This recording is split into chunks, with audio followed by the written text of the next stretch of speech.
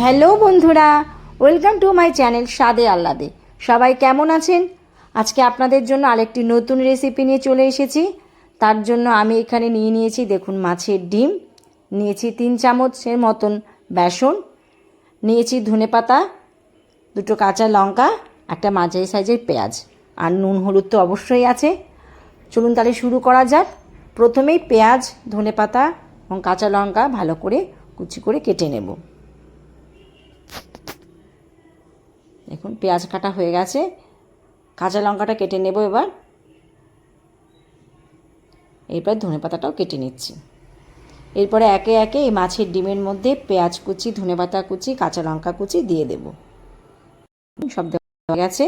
এরপরে আমি দিয়ে দিচ্ছি এতে বড় চামচের 2 চামচের মতন বেসন, দিয়ে দিচ্ছি 1 চামচের মতন লবণ,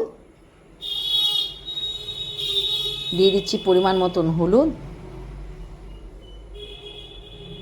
দিয়ে এটাকে ভালো করে মেখে নিতে হবে।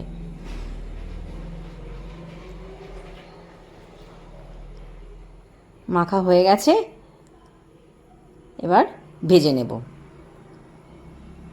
গ্যাসে অলরেডি কড়াই বসিয়ে দিয়েছি, তেলও গরম হয়ে গেছে। এবার দেখুন চামচের সাহায্যে তুলে কড়াইতে দিয়ে দেব। আমার ভিডিওগুলো আপনাদের যদি ভালো লেগে থাকে তাহলে লাইক, শেয়ার ও চ্যানেলটিকে সাবস্ক্রাইব করে দেবেন। তাতে আমি আরও নতুন নতুন রেসিপি আপনাদের সামনে তুলে ধরার অনুপ্রেরণা পাবো। এটি একটি ভিন্ন স্বাদের রেসিপি, বাড়িতে আপনারা অবশ্যই ট্রাই করবেন। খুব অল্প সময়ে তৈরি হয়ে যায় এবং কমেন্টস করে অবশ্যই জানাবেন আপনাদের এই রেসিপিটা কেমন লাগলো।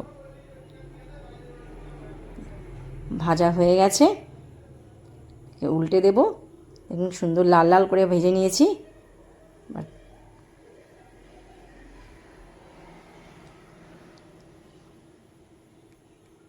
এবারটাকে তুলে নেব।